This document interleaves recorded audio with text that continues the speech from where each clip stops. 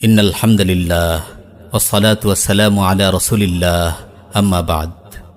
আমার প্রিয় মুসলিম ভাই ও বোন, বিগত এক দশকেরও বেশি সময় ধরে তাগুত হাসিনা ও বর্বর আওয়ামী লীগের জুলুম নির্যাতন ও ঈমান বিধ্বংসী কার্যক্রমের বিরুদ্ধে আমরা কথা বলে আসছিলাম। এখনও বছর পেরোয়নি। এক বয়ানে বলেছিলাম, জালিমের জুলুমের মাত্রা যতই বৃদ্ধি পাচ্ছে তার পতনের সময় ততই ঘনিয়ে আসছে। বস্তুত জালিমের পতন যে অনিবার্য, এটা আমার কথা না। পবিত্র কুরআন ও হাদিসের বহু জায়গায় জালিমের ধ্বংসাত্মক পরিণতি ও তাদের কঠিন পাকড়াওয়ের কথা বর্ণিত হয়েছে। সহিহ বুখারীতে এসেছে, আন আবি মুসা রাদিয়াল্লাহু আনহু قال قال رسول الله صلى الله عليه وسلم إن الله لا يملي للظالم حتى إذا أخذه لم يفلته। আবু মুসা রাদিয়াল্লাহু আনহু থেকে বর্ণিত, তিনি বলেন, রাসূল সাল্লাল্লাহু আলাইহি ওয়াসাল্লাম বলেছেন, আল্লাহ তাআলা জালিমকে অবকাশ দেন, কিন্তু যখন তিনি তাকে পাকড়াও করেন তখন তাকে আর ছাড়েন না। অতঃপর তিনি এই আয়াত তিলাওয়াত করলেন, ওয়াকাযালিকা আখযু রাব্বিকা ইযা আখাযাল কুরা ওয়া হিয়া যালিমাহ ইন্না আখযাহু আলীমুন শাদীদ। আপনার প্রতিপালকের পাকড়াও এমনই হয়ে থাকে, যখন তিনি পাকড়াও করেন অত্যাচারী জনপদসমূহকে, অবশ্যই তার পাকড়াও ভয়াবহ, বড়ই কঠিন। বস্তুত জালিম তার কৃতকর্ম সম্পর্কে গাফিল হলেও আল্লাহ তাআলা মোটেও গাফিল নন। তিনি ইরশাদ করেছেন, ওয়ালা তাহসাবান্নাল্লাহা গাফিলান আম্মা ইয়ামালুয যালিমুন। আর জালিমরা যা করে সে সম্পর্কে আল্লাহকে কখনো গাফিল মনে করো না। আলহামদুলিল্লাহ সুম্মা আলহামদুলিল্লাহ, আমাদের মহান রব আমাদের প্রত্যক্ষ করিয়েছেন দাম্ভিক জালিমের পরিণতি কেমন হয়। হে আল্লাহ, আমরা আপনার শুকরিয়া আদায় করছি। আপনি এদেশের সাহসী ছাত্র জনতার হাতে স্বৈরাচার খুনি হাসিনার পতন ঘটিয়ে মাজলুমদের মুখে হাসি ফুটিয়েছেন, বাংলার মানুষের অন্তরে প্রশান্তি দান করেছেন, তাদের মুক্তি দান করেছেন বর্বর আওয়ামী জালিমদের হিংস্রতা থেকে। হে আল্লাহ, এই হিংস্র আওয়ামী জালিমদের উৎখাতের আন্দোলনে আমাদের যেসব মুসলিম ভাই নিহত হয়েছে, আপনি তাদের শাহাদাতের মর্যাদা দান করুন, আহত ভাইদের পরিপূর্ণ সুস্থতা দান করুন। জালিমদের হটানোর এই আন্দোলনে অংশগ্রহণকারী ঐক্যবদ্ধ ছাত্র জনতাকে কল্যাণের উপর অটল অবিচল রাখুন। ন্যায়ের পক্ষে তাদের দৃঢ়চেতা মনোবলকে আরও বাড়িয়ে দিন। আমিন ইয়া রাব্বাল আলামিন। আমার প্রিয় মুসলিম ভাই ও বোন, এই জালিম হাসিনা ও তার অনুগত গোলামরা কখনো ভাবেনি এইভাবে তাদের পতন ঘটবে। এমন লাঞ্ছিত অপদস্থ হয়ে তাদের পালিয়ে যেতে হবে। তারা ভেবেছিল তাদের ছাত্রলীগ ও যুবলীগের বিশাল ক্যাডার বাহিনী আছে, আওয়ামী লীগের বহু নেতাকর্মী আছে, পুরো প্রশাসন তাদের অনুগত লোকে ভরপুর। পুলিশ, র্যাব, বিজিবি, সেনাবাহিনী, নৌবাহিনী, বিমান বাহিনী, সব সেক্টর সাজানো তাদের হুকুমের গোলাম দিয়ে। আদেশ করলেই যারা গুলির পর গুলি করে ছাত্র জনতার অগ্রযাত্রাকে রুখে দেবে, কয়েকটা লাশ ফেলে পরিস্থিতি নিজেদের অনুকূল করে নেবে। তারা ভেবেছিল প্রতিবাদী ছাত্ররা তাদের সহপাঠী বন্ধুদের রক্তাক্ত লাশ দেখেই ভয় পেয়ে যাবে, আন্দোলন বেগবান না করে পিছু হটবে। তাগুত হাসিনা ও তার অনুগত দাসরা ভাবেনি আপন সহপাঠীদের রক্তাক্ত লাশ দেখেও ছাত্র সমাজ এভাবে গুলির সামনে বুক টান টান করে দাঁড়িয়ে যাবে। একের পর এক বুকে বুলেটের আঘাতে ক্ষত বিক্ষত হয়েও সামনে এগিয়ে যাবে। তাগুতের দল ভাবেনি এই ছাত্র জনতা সকল বাধার রক্তস্রোত পেরিয়ে আওয়ামী লীগের দাম্ভিকতা ধুলোয় মিশিয়ে দেবে। খুনি হাসিনার ভাবনায় আসেনি প্রতিবাদী এই ছাত্র জনতা এভাবে তাকে ক্ষমতাচ্যুত করে ছাড়বে, পুরো দেশ থেকে আওয়ামী সন্ত্রাসীদের শিকড় উপড়ে ফেলবে। দাম্ভিক হাসিনার কল্পনায় আসেনি তার বাবার মুরাল মূর্তিগুলো এভাবে ভেঙে গুড়িয়ে দেওয়া হবে।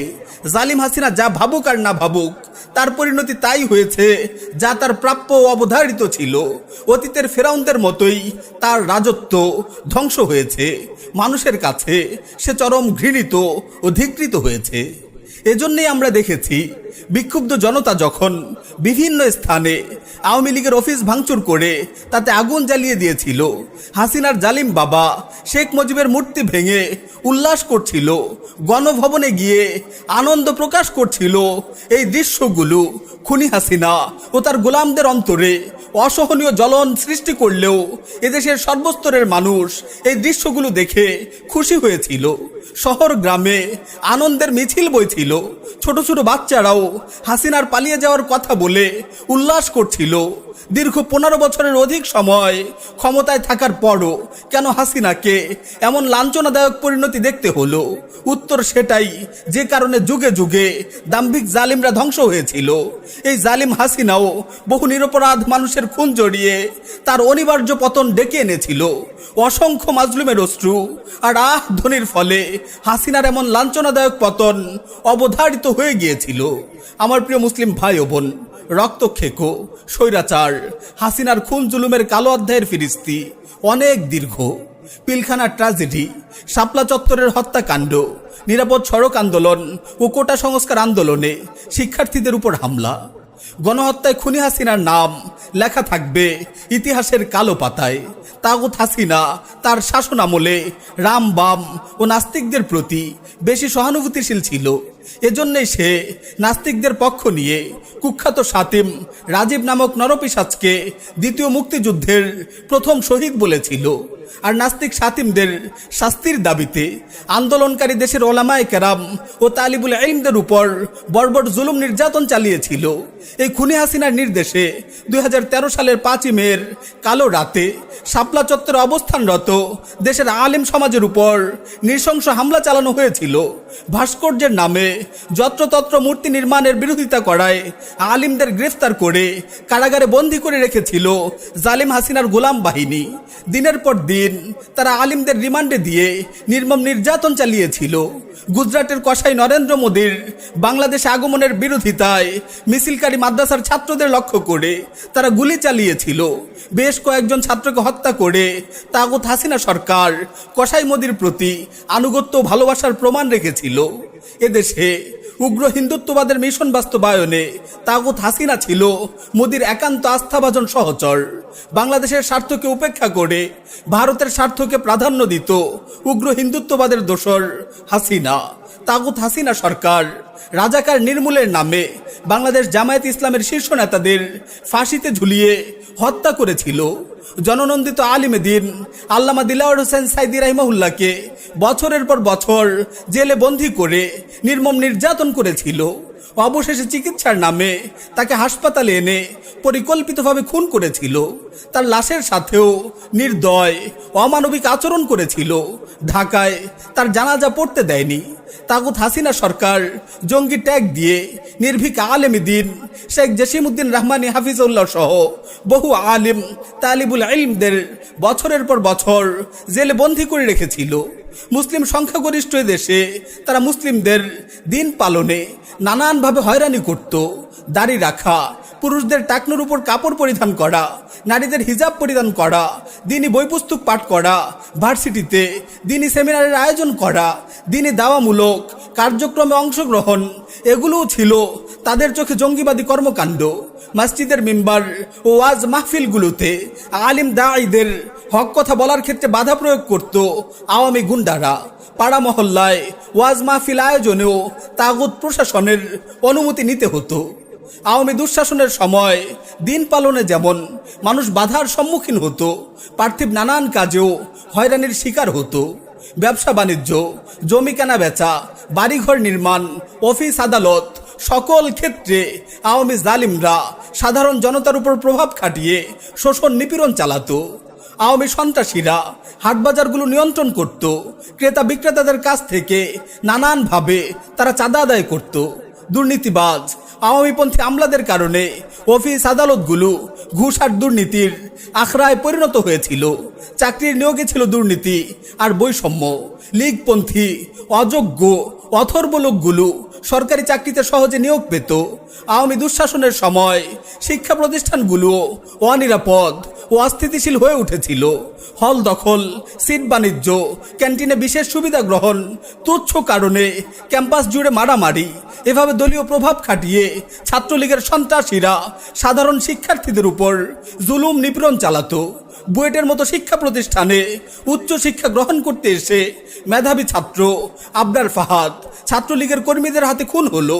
এভাবে সমাজের রন্ধ্রে রন্ধ্রে ছেয়ে গিয়েছিল আওয়ামী সন্ত্রাসীদের জুলুম নিপীড়ন আর খুন ধর্ষণ।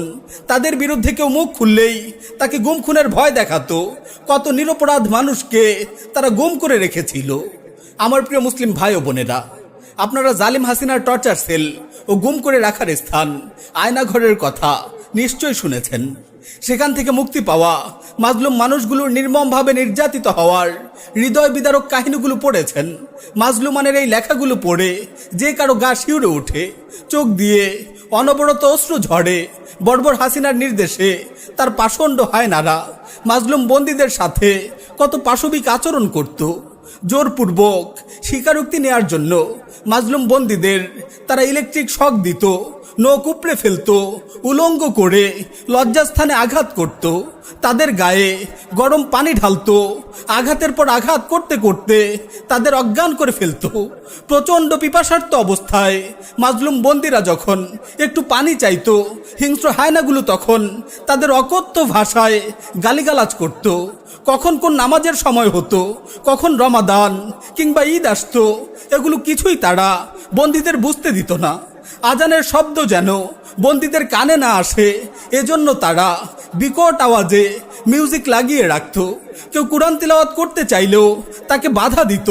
রোজা রাখার জন্য একটু খাবার কিংবা পানি চাইলে ধমকার গালি দিত। পচা নষ্ট খাবার খেতে বন্দীদের বাধ্য করত। প্রচণ্ড জ্বর আর ব্যথায় কাতরাতে থাকা বন্দীদের আর্তনাদেও তাদের হৃদয় গলত না। অসুস্থ বন্দীদের সাথেও তারা পাশবিক আচরণ করত। এভাবে রাত দিন মাজলুমরা নির্মম নির্যাতন সয়ে যেত, আর কাঁদতে কাঁদতে অশ্রুতে তাদের পুরো শরীর ভিজে যেত। মাজলুমদের বুক ফাটা সেই আর্তনাদ, রাতের আধারের সেই করুণ কান্না, আহত ক্ষতবিক্ষত শরীরের সেই গোঙানি শব্দ তাদের মালিক ঠিকই শুনেছেন এবং তাদের জন্য উত্তম ব্যবস্থা করেছেন। সহিহ বুখারীতে এসেছে, আব্দুল্লাহ বিন আব্বাস রাদিয়াল্লাহু আনহু থেকে বর্ণিত, নবী করিম সাল্লাল্লাহু আলাইহি ওয়াসাল্লাম যখন মুআজ রাদিয়াল্লাহু আনহুকে ইয়েমেনে পাঠান, তখন তাকে বললেন, ইত্তাকি দাওয়াতাল মাজলুম ফাইন্নাহা লাইসা বাইনাহা ওয়া বাইনাল্লাহি হিজাব। মাজলুমের ফরিয়াদকে ভয় করবে, কেননা তার ফরিয়াদ এবং আল্লাহর মাঝে কোনো পর্দা থাকে না।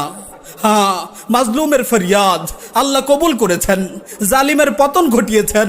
আজ মাজলুমদের মুখে হাসি ফুটছে, আর জালিমরা ভয়ে পালিয়ে বেড়াচ্ছে। দুনিয়া ও আখিরাতে জালিমরা তাদের কৃতকর্মের বদলা পাবেই পাবে। আওয়ামী লীগের সাধারণ নেতাকর্মীদের বলছি, তাগুত হাসিনা ও তোমাদের দলের এমন লাঞ্ছনাদায়ক পরিণতি দেখেও কি তোমরা শিক্ষা নেবে না? আমার বড় অবাক লাগে, এখনো কিভাবে এই রক্তখেকো খুনি হাসিনার জন্য তোমরা মায়া কান্না করো। এই খুনি মহিলাকে ফিরিয়ে আনতে শপথ ও অঙ্গীকার করো। তবে কি তোমাদের মাঝে মানুষত্বের ছিটি ফোঁটাও নেই? তোমরা কি এই খুনি হাসিনার নৃশংসতার ফিরিস্তি সম্পর্কে জানো না, নাকি সব কিছু জানা সত্ত্বেও তাগুত হাসিনার গোলামি করে চলেছ? তাগুত হাসিনার গোলামি করে দুনিয়াতে তোমরা আর কিসের আশা করছো? এখনো সময় আছে, মৃত্যুর ডাক আসার আগেই তাগুত হাসিনার গোলামি ছাড়ো।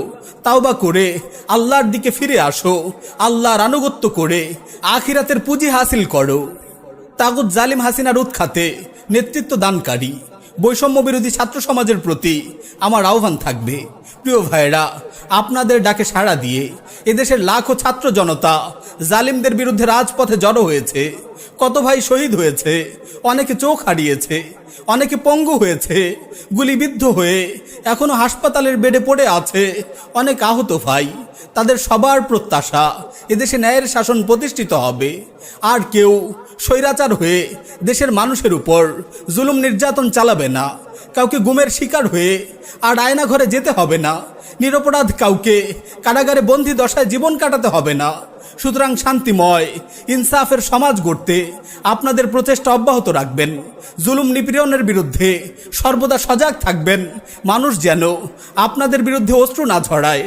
যে জুলুম নিপীড়নের কারণে জালিম হাসিনা ও আওয়ামী লীগের পতন হয়েছে, আগামীতেও কেউ যদি এমন জুলুম নিপীড়ন চালায়, তাদের পরিণতিও জালিম হাসিনার মতোই হবে। ইতিহাসে জালিমদের ধ্বংসাত্মক পরিণতির এমন বহু দৃষ্টান্ত রয়েছে। নিশ্চয়ই জালিমের পতন অনিবার্য। পরিশেষে প্রিয় দেশবাসীকে লক্ষ্য করে বলতে চাই, মনে রাখবেন, হাসিনার পতন আমাদের কাঙ্ক্ষিত বিজয়ের প্রথম ধাপ মাত্র। আমাদের প্রকৃত বিজয় তো সেদিনই অর্জন হবে যেদিন আল্লাহর জমিনে আল্লাহর শরিয়া প্রতিষ্ঠিত হবে।